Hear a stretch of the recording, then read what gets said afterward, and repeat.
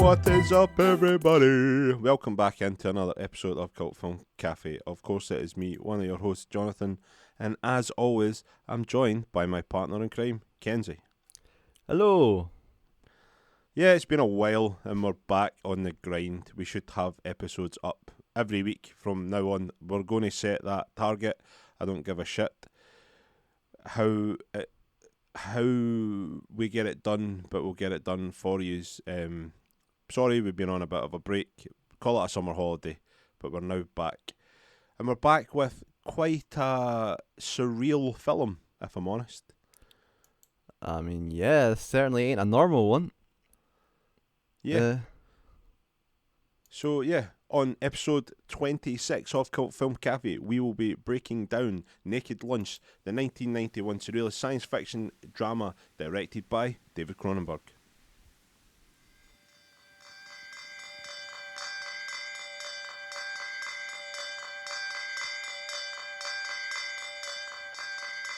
When I started writing Naked Lunch,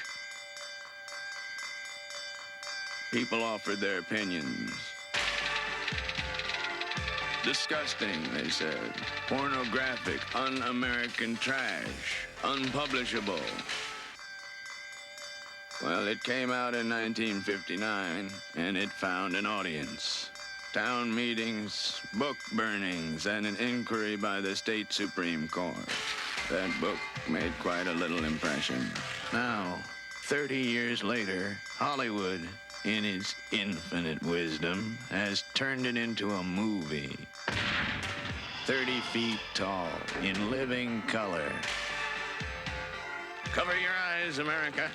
Run for your lives. You're a marked man, Bill. You're just gonna have to leave town. Tourist class, I'm afraid.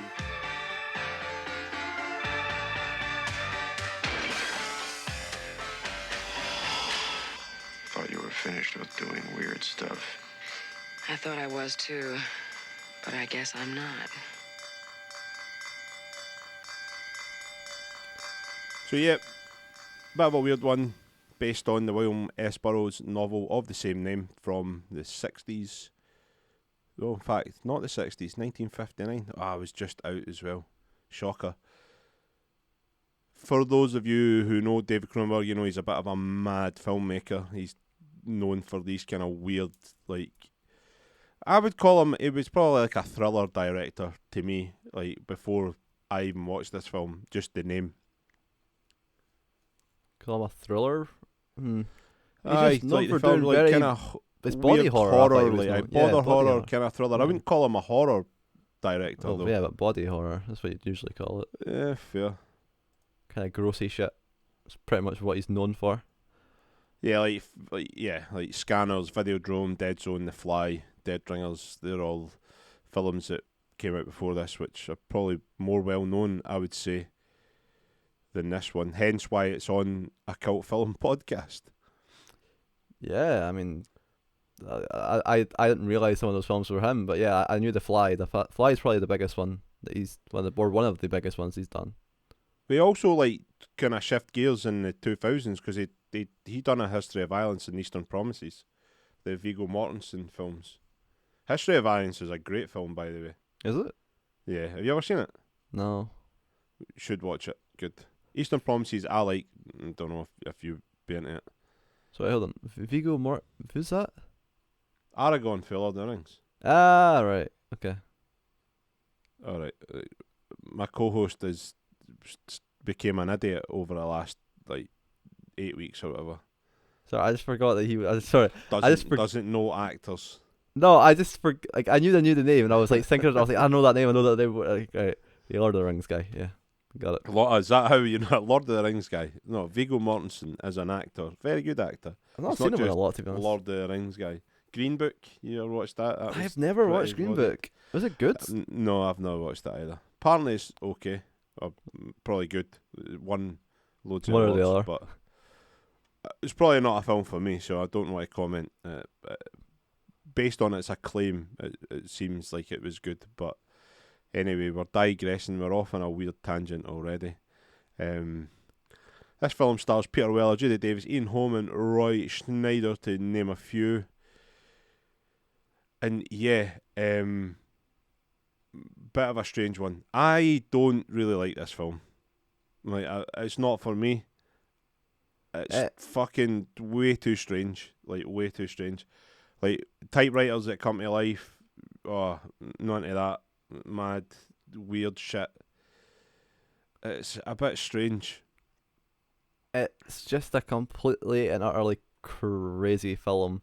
I mean, I actually had no idea. Like with the title "Naked Lunch," I had no idea what I was in for. Was there going to be a naked lunch? Well, I'm sorry to disappoint if that's what you were looking for, because I don't think there is. But I don't. Well, what it's. Yeah, I don't know what you'd expect for this film unless you read about it, because I don't think I read anything about it. I just went straight into it and I got absolutely not what I was expecting at all. It stars, of course, Peter Weller. I don't think I've seen Peter Weller in another film, really, bar RoboCop. Does Peter Weller only do like weird stuff?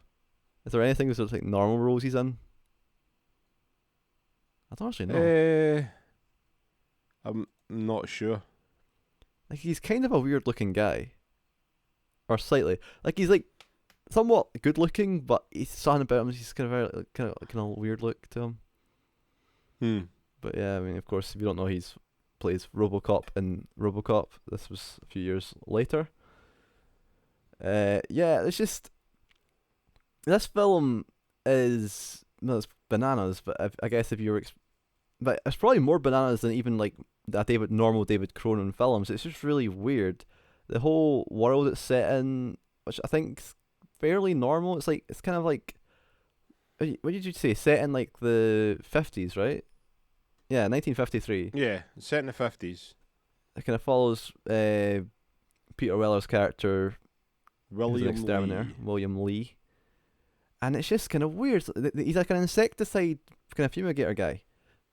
And so he well, fires for about 20 minutes. Oh, for about 20 minutes. And then it all goes a bit weird because there's like this weird interzone fucking like weird sort of CIA, FBI people. Like, it's mad. It all goes fucking wrong for me. Like, it's basically like the whole insecticide thing is like a weird, like, kind of. William S. Burroughs has kind of based this on his own kind of thing, like, but apparently the book's kind of like made up of small vignettes, like it's not like a one novel. So I think what's happened with this is David Cronenberg's adapted the book, but he's kind of picked like a streamlined sort of story that he can adapt into a film that would kind of make sense as a narrative. So I've not read the book, but I know that it's not like a fucking linear story, like based on what I know. But he's tried to make a film out of it, and there is a part about the exterminator guy, and like, and the interzone is in it.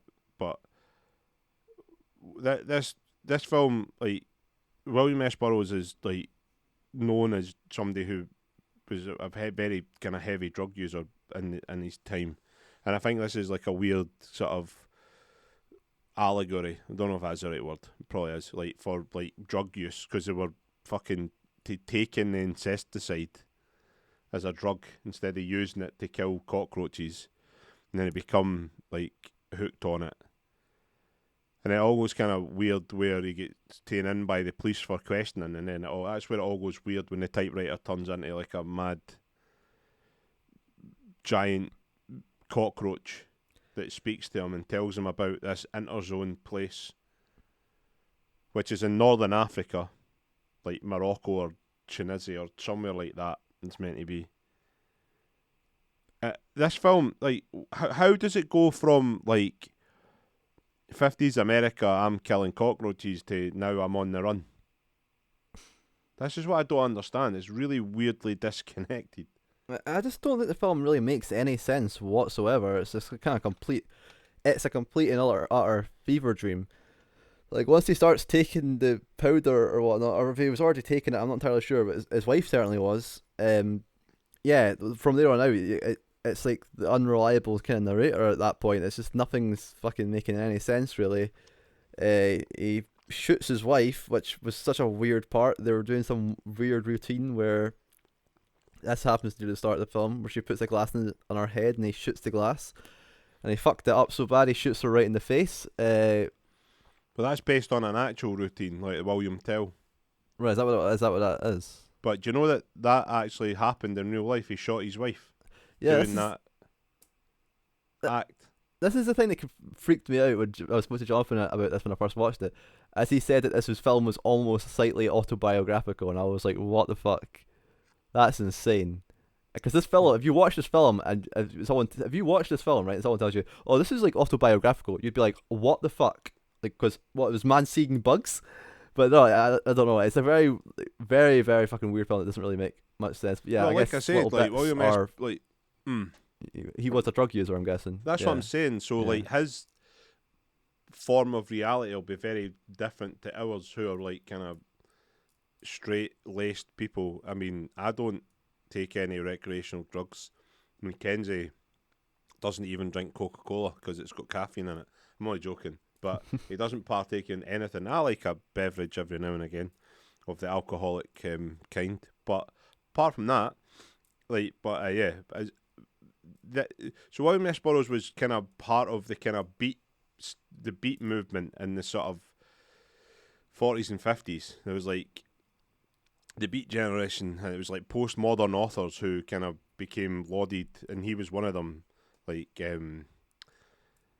Allen Ginsberg and Jack Kerouac, it was part of them, and it was like they were part of like the 60s counterculture movement, which is very well documented in like documentaries and music as well. Like they were kind of part of that generation, so they were heavily influenced by things. And I think when you say a film like this is autobiographical, it fucking is.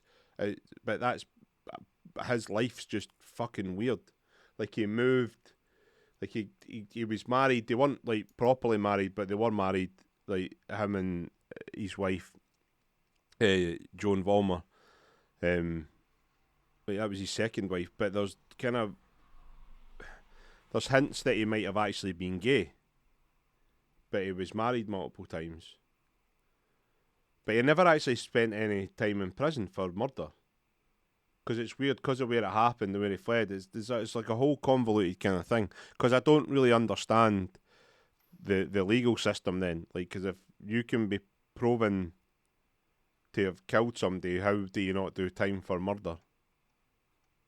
Like, surely that's kind of what would happen. But yeah, it's weird. It's a strange time. I mean, speaking of him being possibly gay, there's like that's like a huge part of this film. Or I say huge part, maybe it's not the best word, but it's always there's always these weird things about homosexuality in this film. Like a lot of different parts. There's weird things.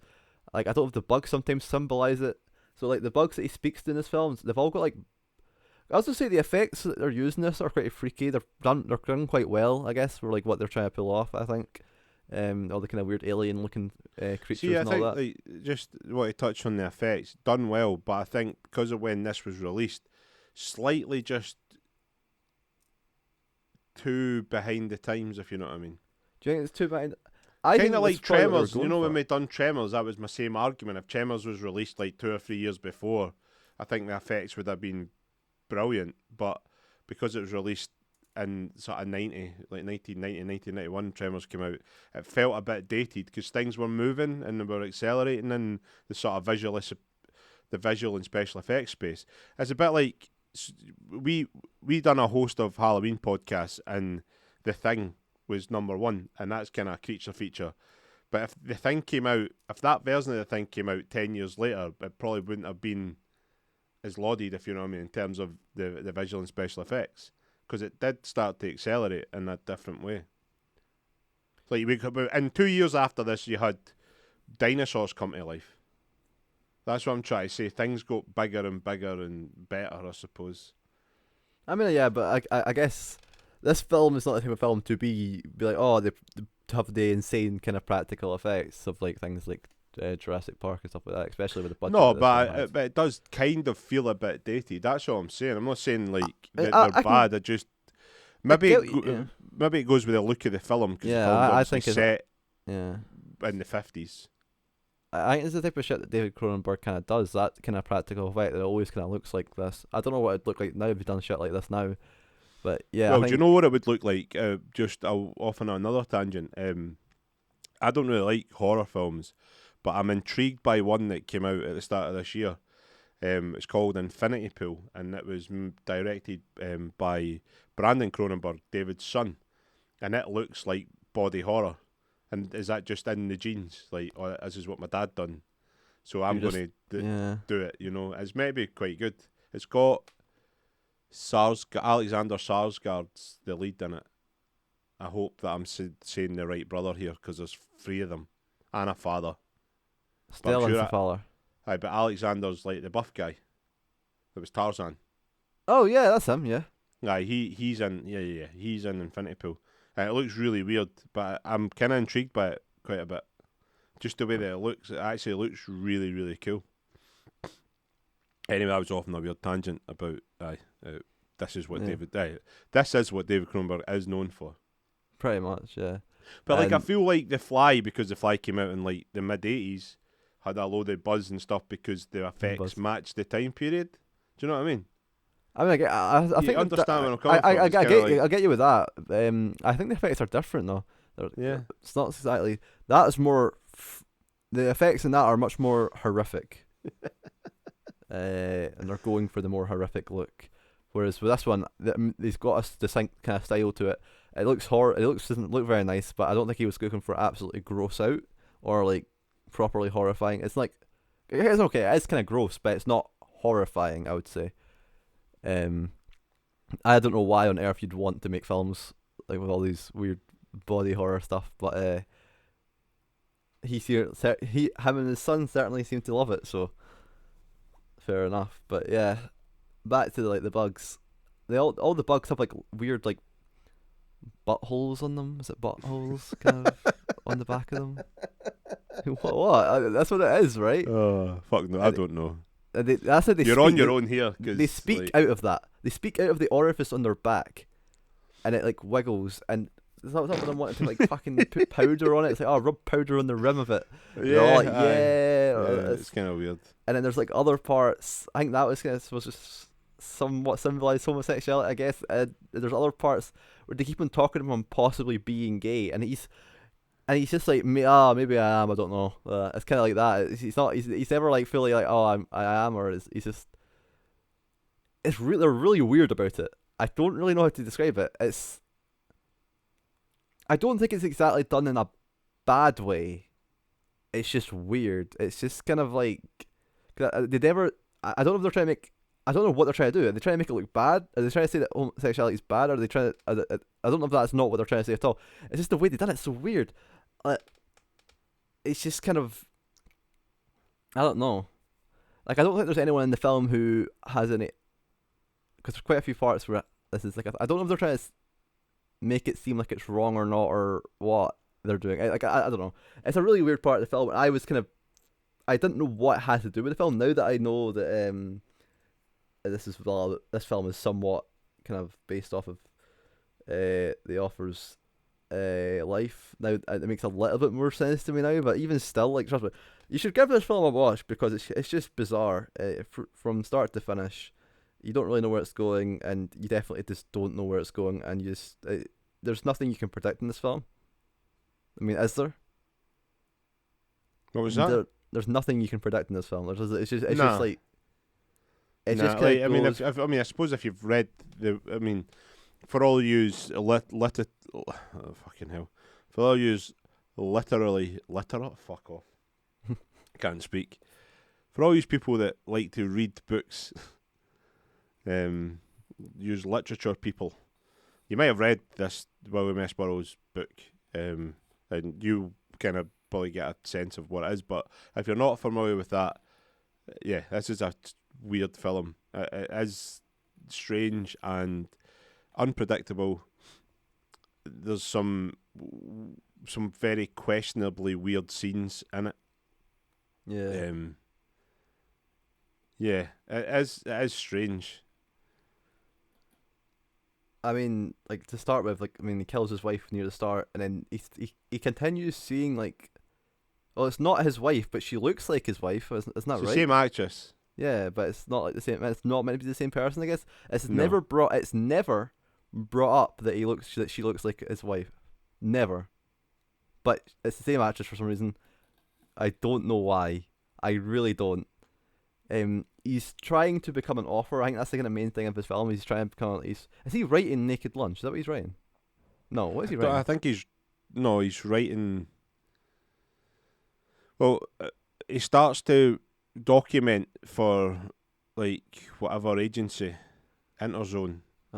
Oh fuck! He starts doing all that that's- stuff I because he don't needs a even- typewriter. Yeah, and he's got like a bug Um, typewriter. All the typewriters in this are like bugs for some reason. Aye, and it's like it's very strange. Like David Cronenberg, obviously, body horror.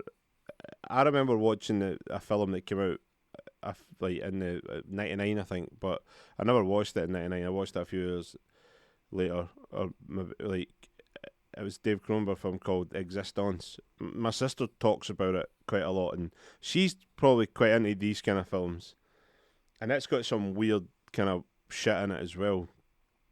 And there's parts of this film that really remind me of that film, which I suppose is a good thing to have a distinct style as a filmmaker. It's quite hard to follow, I suppose, this film. Like, as much as he's Okay. trying to make it like a linear story, it's really not. It's kind of it's kind of somewhere in between. I don't like. Don't get me wrong. There's parts of this film that I actually do like, and the like. But on a whole, it's probably not a film that I'll ever watch again. Like, I've watched it a couple of times, and I think that's enough. Like, I don't need to watch it again. It's just really strange. I suppose it's probably not really for me. I thought it was all right. I kind of see. I think like's probably a bit strong. It's not like I thought. Like I don't think it's a bad film. I don't, but it's. And honestly, I didn't mind watching it. I kind of somewhat enjoyed my time with it. It's just. This is absolutely not for everyone. And in fact, I don't think there'll be a lot of people. If I showed this to like my friends anyway, I don't see like really any of them liking it at all. In fact, yeah, I don't know. I don't know who I could recommend this to who'd be like, yeah, I quite like this. It's very good. It's very, very niche. I think this film. I mean, I think David Cronenberg a little bit with his kind of body horror stuff can be also. You can kind of tell that between But the sort this of is- critical split and the success it had with general audiences, which we will touch upon very soon. Mhm. You can see that there's a definite divide by the way the film's viewed among his peers or people that like critically watch films based on people that just go to the cinema to kind of switch off and watch a film. Yeah. There is a distinct kind of like viewpoint there, I think, where I can see this film obviously being really critically acclaimed, but then I don't think it appeals to the masses, which we will find out that it didn't, or well, based on a specific sort of thing. I just think it's strange, like that, an adaptation of this sort of novel came in sort of to existence in the sort of early 80s. I mean, Stanley Kubrick was apparently working on a script to adapt it. It obviously didn't come into fruition. Imagine and then eventually, David Cronenberg obviously liked the book and felt that he could adapt it. So he obviously managed to find a strand of the book and other William S. Burroughs sort of short stories that could work in a sort of narrative sense. But yeah, like very strange. I don't really know. I don't want to kind of kill the plot too much. I mean, if you're interested in the film, sure, go out and watch it. It's worth a watch at least once anyway. Yeah. More specifically, what Kenzie said, if you're into sort of body horror and that style of film, you'll probably really enjoy it.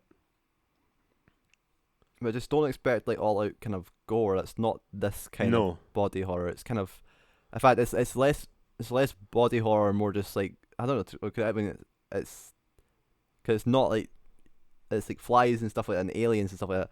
Some of the effects in this are actually quite cool, and I think they still look quite good in this film. They all look kind of weird, kind of grossy kind of thing, insecticide kind of stuff. It's like, yeah. But they've kind of got it as a surrealist science fiction drama. Now I think anything with this kind of creature-y stuff in it would be classed as science fiction. I don't necessarily think this is a science fiction movie, like through and through. It's definitely surrealist.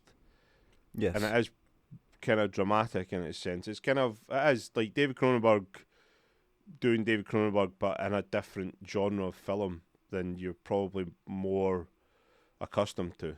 But it's still got all of the tropes of him as a filmmaker, which, firstly, I absolutely love filmmakers that do that. But just because it's not for me doesn't mean to say that it's a bad film. Like, really well made, really well shot, really well cast, really well acted. Howard Shore, the famed film composer, done the music. Everything works. It's a well-made, well-thought-out film. But, like I said, just not really for me. I mean, I think I maybe like it a little bit more than you, but to be honest, it's not really for me either. I enjoyed my time with it, but I don't know if I can really just call it good. It's not bad. It's definitely, like I said, it's just it's not a bad film. I don't think anything about it is inherently wrong. I think they set out to do what they want to do, and I think they did do it. But it depends if you like this type of thing or not, because it is just really bizarre. It doesn't really make a huge amount of sense, and it just suddenly kind of ends at the end. It's like,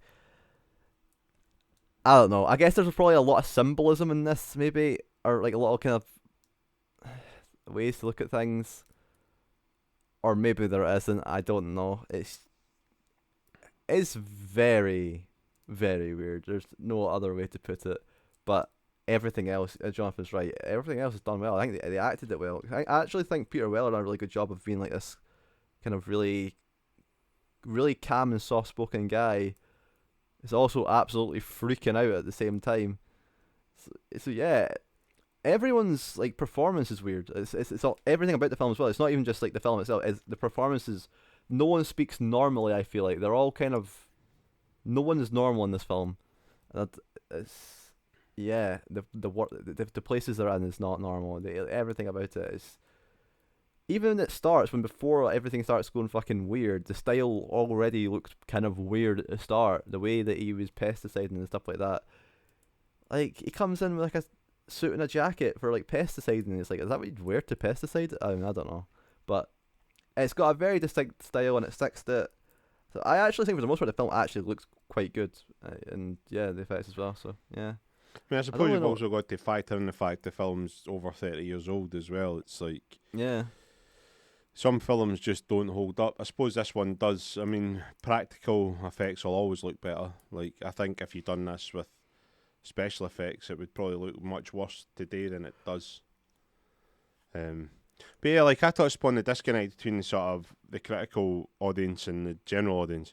So, yes. I mean, so this film had a $18 million budget. Only grossed $2.6 million. It's a massive flop. Nothing. I just don't see a film like this making money, though, to be honest. But really, like, critically acclaimed, you know? I mean, for the most part, it's like, even, like, famed film critic Roger Ebert gave it 2.5 stars, but his scale's only out of 4 stars. So, yeah.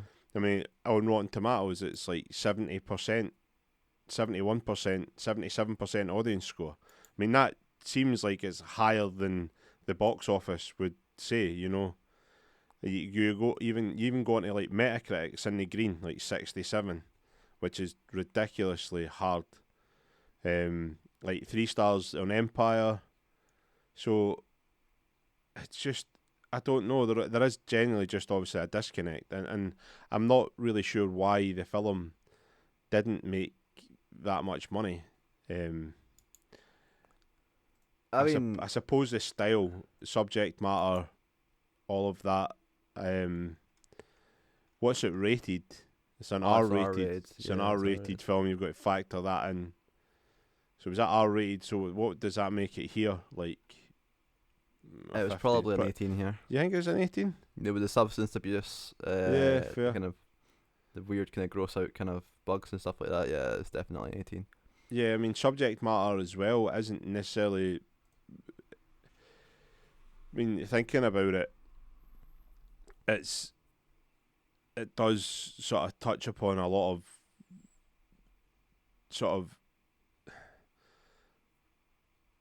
I don't know, controversial seems harsh now, like 30 years later, but drug addiction, homosexuality, I mean, also, this is another thing that like, films do more now, maybe than they did then, is the blurred lines between reality and what's not real, you know.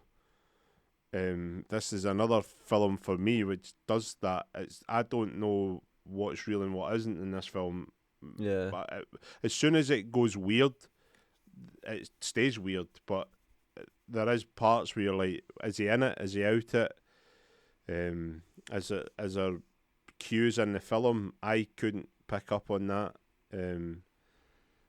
So whether it's yeah. controversial, I'm not necessarily sure, but I think the novel at the time would have been when it came out in the late 50s. So when you think about it, obviously, like shooting, he's like, all that stuff that's tied to it, like the real life stuff. I mean, that's all kind of a bit hard to kind of wrap my head around as well. It's like how you could do that and get away with it, but there was a lot of this kind of excessive drug use, and if you were in a state of mind like that, would you know really what you're doing? And not necessarily saying that you should be able to get away with shit like that just because you take loads of drugs, but I know there's something untoward about that part of the story. For me, anyway. Yeah, it's kind of fucked up, and yeah, it's when you figure out that's kind of like a real thing and stuff like that. It was, yeah, even how they handle it in the film is quite bizarre. I mean, like I said, the whole film is, but like, yeah, because he doesn't like react normally to it and stuff like that. I mean, he is kind of out of it, so what do you expect, I guess? But it's not controversial in like the way most kind of controversial films are controversial. I would say and I think with time it's I don't know. It's slightly controversial, but it's not like the hugest amount. It's too. I don't really know. Maybe it's just too weird for it. I mean, it does a lot of things in the film as well. Like, even 30 years ago, I mean, they had this kind of fluid nature of sort of. It's becoming more apparent now, and I don't want to go down this road, but like, see, like non-monogamy, like relationships like that. Whereas if you think of the scene in there where one of his friends is sleeping with his wife and he walks in and he doesn't care. Like, is that just normal? Like, they're just on the couch and he's like, I'm too engrossed and goes to the bedroom. Do you know what I mean?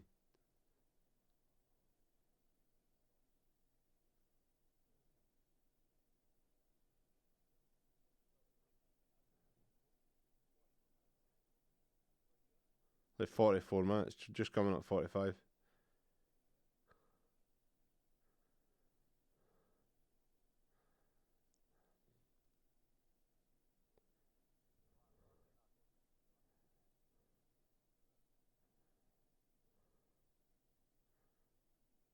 You can always edit stuff out, remember? You died, like your webcam died in Discord and that. Jan freaked it. Anyway, back to the recording. Yeah, like the film, like not only the drug taking and stuff like that, and that, like, it's tackling like the sexuality things in it, and like the way that there's like the fluid nature of sexuality, you know, like, and I suppose it's more apparent now because there's more and more people that are entering into things like non-monogamous relationships. So there's a lot of gender fluidity these days, which is now more of a societal norm, which it wasn't 30 years ago or even 50, 60 years ago. But like in this film, they do discuss it because his relationship with his wife's really weird because she has sexual relationships with other people and he isn't, he's not bothered by it. And I find that kind of weird, but I don't know if it is weird. Do you know what I mean? Like, because it is reflecting back now, looking at the way society is now, it's becoming more and more normal, but then it probably wasn't. But somebody like William S. Burroughs probably was ahead of his time in that aspect of the way he was living his life, which was probably massively frowned upon in the 50s and 60s, but now people, it seems to be a way of how people like to live, which there's nothing wrong with. I mean, as long as everybody, like, yeah, do you, like, if everybody knows the bottom line and everybody's happy with it, go for it. I'm just saying it's not necessarily for me, but then that's what makes people different. I don't know necessarily if it's like you said, it's not, the film doesn't, it's controversial in a different way than, like, you know, it's not, we're not talking about like super harsh hitting subject matter, but if you factor in all the other kind of elements to it, you know, like time and when it was set, when it came out and stuff, it's you've got to factor that kind of stuff in. I wouldn't necessarily call it a controversial film though, personally. Yeah, it's, yeah, I guess not. It's nothing. It's not exactly. It's not saying anything that's like. Yeah, that's like what. That's the thing. What is the film really saying in the end? Like nothing really. I guess it's like.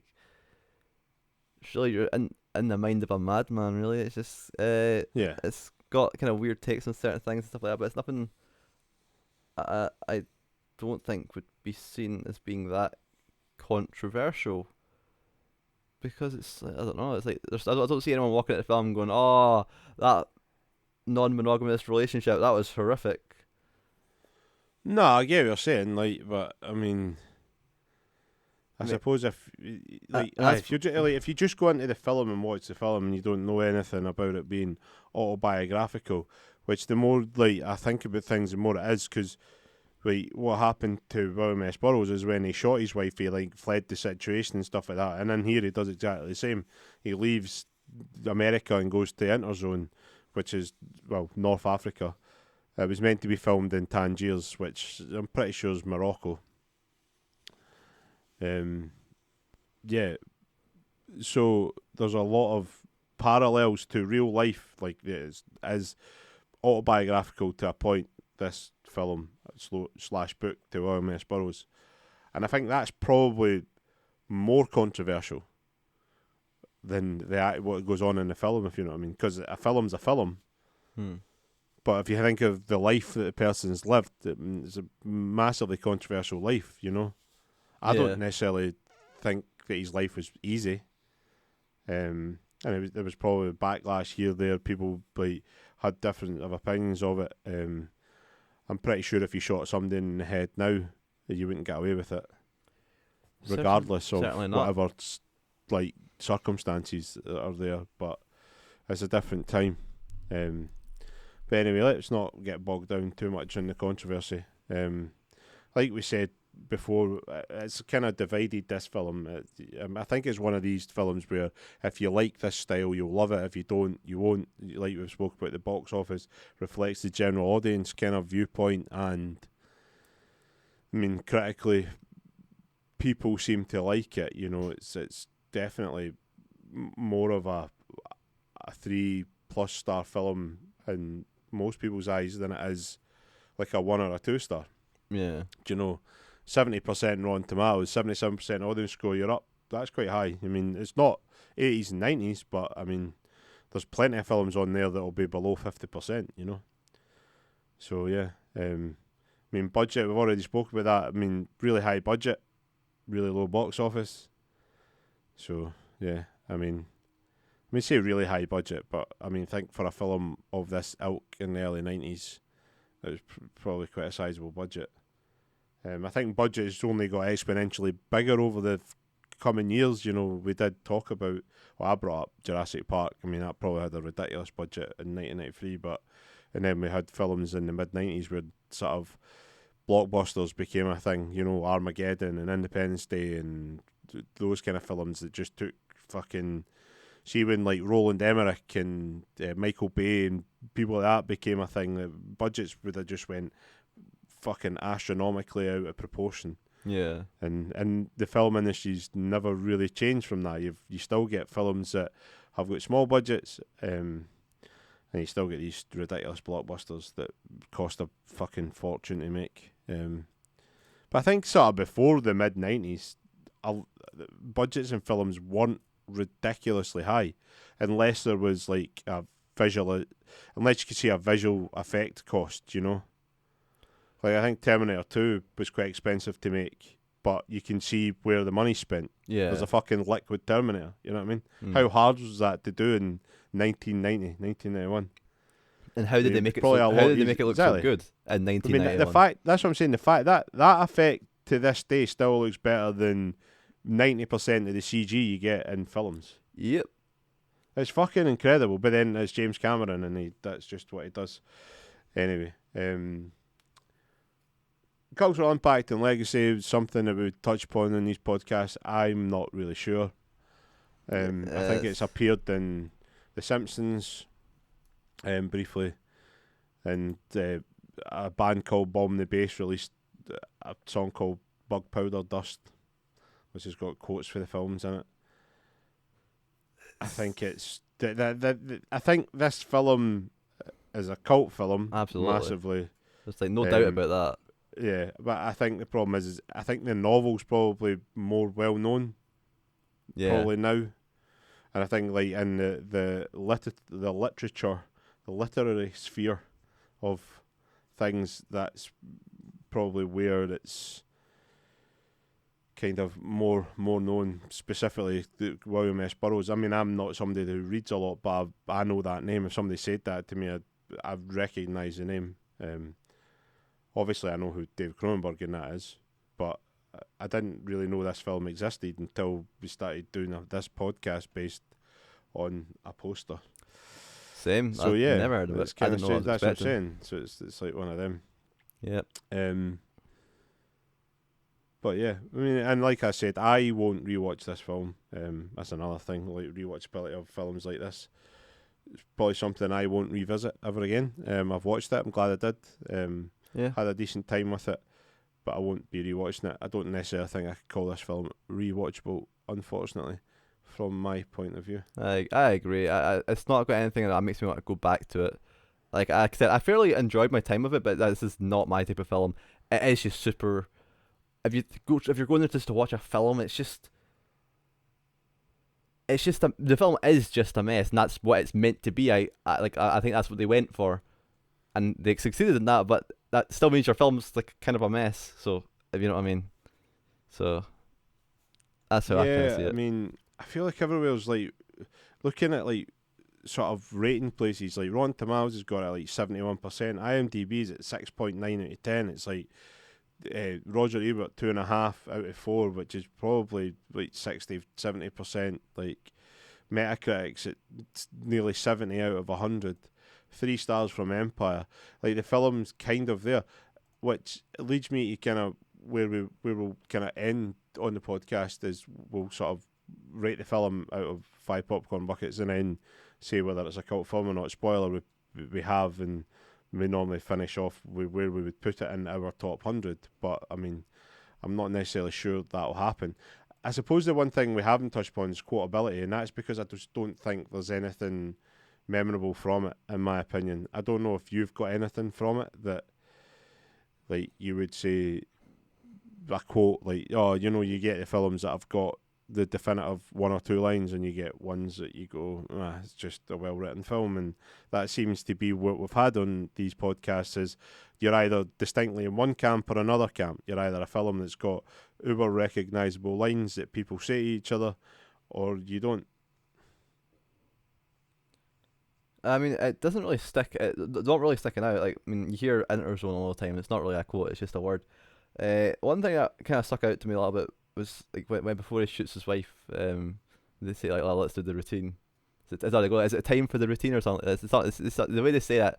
That kind of stuck in my head a little bit. But even still, it's not to the point where I don't even really remember what the quote was. It's not really quotable. It's just filmed. I mean, the film doesn't stop. It just keeps on going, and there's tons of dialogue and stuff. But it's just yeah. I just don't think it's very quotable. Yeah, well, yeah, I agree. So, who wants to? Do you want me to go first about rating the film? You go first. See, I'm kind of having a struggle with this, like, So am I. Because it's not really my cup of tea, and I think this is where it's unfair for films like this, because you could be really decisive and start giving all these films that you don't like 1 star. But I think it's harsh in films, you know, specifically films that are well made, and there's nothing wrong with it. Like, there's no glaring errors in this film at all. Like, so this is where I find it really, really difficult to rate films, you know. I find it really easier to rate films that I like, because you've got some kind of attachment to them, and then films that I don't like, but I can see how good they are. Like, I mean, that's obviously quite a hard film to make, but done a great job, and it still looks good 30 plus years down the line. I think there's lots of filmmakers out there that would love to have a catalogue of films that still look amazing when you watch them now, and good acting in it. I mean, good characters, although it's kind of wacky and weird, but he's only going off source material, and I think that's where it's kind of weird. This wouldn't surprise me if this film was a film that David Cronenberg actually made up, because obviously the films that he's known for, but no, it's an adaptation. So yeah, this is where it's hard for me. So I mean, I don't necessarily want to just kind of join the critics that have scored it already, but I kind of understand why it's a 3-star film to people. Like, that's what I kind of get. As much as it's not for me, I do kind of understand the merits and why people really like it, but I won't go as high as 3. I'm going to go 2.5. I think right down the middle is probably fair. I think there's films that we've watched on this podcast that are way worse films, like way worse films than this, in terms of technical aspects. But yeah, it's not for me, so it's a 2.5 for me. I think we're pretty much on the same wavelength with this one. I could see it getting a 3, and I can understand. I like just what you said there. It's like I can see why it's getting that, but for me, I enjoyed my time with it. I'm glad I watched it. It was interesting, but I wasn't super into it. It's not something I really would be revisit, and it wasn't fully for me either. I think I liked it a little bit more than you, but not by much, really, to be honest. So I probably in the same board as you, because I think a 3-star film for me is a film that I kind of do like a bit. Like, there's quite a few 3-star films that I've rated kind of 3 stars that I actually quite like, and I would rewatch again. Whereas this one, I'm not that bored about it, but I certainly don't think it's bad. So I think this is an easy one to be like sitting right on like the 2.5 mark. I can see people liking this film a lot if it's more your thing. I don't really think there's anything entirely wrong with this film. They took a kind of book and tried to make it into a film that probably was not very easy. I think they actually managed to do it in a good way. It's just all this comes down to really, it's not what's pulling this down is not the production or the technicalities of this film. It's just like this. It's just the film itself. It's just the story or like the how it goes. If you're either into it or not, and if you're not into it, you're not gonna have a good time with it. It's pretty much as simple as that. And this is why this has became a cult film. In fact, this is very culty. I had never heard of it. I think a lot of people haven't heard of it as well. So yeah, I'm gonna give it a 2.5 as well. Yeah, so we're on the same page, and yeah, like I totally agree. Like it's that the film is either for you or it's not for you. And I think we're being fair by giving it a 2.5. I mean, there'll be loads of people out there that watch that and go, "That's shit." It's one, But it's 1 not. star, and it's not when you kind of factor all the elements into it. But yeah, also I really agree with that. Like this is probably one of the kind of more cult films that we've done so far. Like I would say this is an actual cult film. Yeah, proper one. Like definition of cult film, this is definitely one of them so far. But like I said, it's really hard. We're doing these films on this list, and then we're trying to then sort of think up our own top 100. Would it make it? I don't know. But then again, I need to make a list of 100 films at some point. So I'll revisit it. But right now, it's probably not on my list of top 100 films or top 100 cult films. I certainly wouldn't make a top 100 films list, like if it was just general films either. So, but not a bad film. Like we have said throughout the podcast, yeah, definitely. If you're intrigued by it, definitely give it a watch. But no, it sadly won't make. It is a cult film, massive cult film, but sadly wouldn't make any lists that I would make. I would have it on mine. I'd have it high up, but I think this is a film. I actually could see myself telling people to watch this film. Compared But if to they're looking for cult films, if somebody turned around to me and says, "Have you watched anything in the last?" Well, I mean, by the time we recorded this, it's been a while. Like we prefaced at the start, we are kind of back. We should be back weekly now, going forward. Say we should be, we will be. And yeah, if somebody says, "Oh, have you watched a film in the last 3 months that is a cult film," and you think I'm really like cult films, give me something to watch, this would totally be one of the first things that comes out of my mouth, because it's one of the last films I've watched, really, you know. But I can get that. If people are looking for something off the beaten track to watch, yeah, I mean, this will definitely be something that you could get somebody to watch who might not know of its existence, you know. Yeah, I think like because if someone was asking about cult films, there's a few I'd mentioned like definitely, but I was like, oh, if you want something properly culty, this is what you're looking for. This is just a proper cult film. So I would probably have this really high up on my list. I'd have it in the 90s. I'd probably give it maybe a 95, kind of roundabout there. Yeah, I mean, I can see it. Whenever we get done with the poster and whatever happens after that, and whether we sit down and make top 100 lists of films, I don't know. It might be something that would sneak onto a top 100 cult film list for me, because, like you say, it is an actual cult film, and I think there's a lot of films on this poster that we wouldn't deem as cult. So you're narrowing the pool if you're actually looking for actual cult films, and this definitely is one of them. So yeah, sadly it's not on any of it's not going to make my list, but it's making Kenzie's, which is pretty good. And like we have preface again one last time, if you are looking for a cult film to watch that is actually a cult film, yeah, check it out.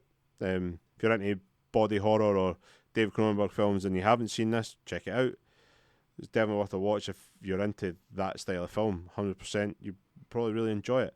And if you're into films that are just a bit fucked up narratively, or have sort of a bigger story going on in the real world, where you can, if you're somebody who likes to kind of know the nitty gritty about things and what's happened, this is one of these where you could kind of go down a rabbit hole, and with the semi-autobiographical nature and things of it, you would maybe be intrigued and would maybe pique your interest. But yeah, that is it for this episode of Cult Film Cafe. Once again, apologies, it's been a while, but like I said, we will be back more regularly very, very soon. It's been a pleasure, as always, talking about another film with you all. And yeah, if you'd like to support the podcast in any way, we just ask you to go and give us a wee follow over on Instagram. Give us a wee follow wherever you get your podcast. We are at Cult Film Cafe everywhere. So yeah, it's goodbye from me. And it's a goodbye from me. Podcast out.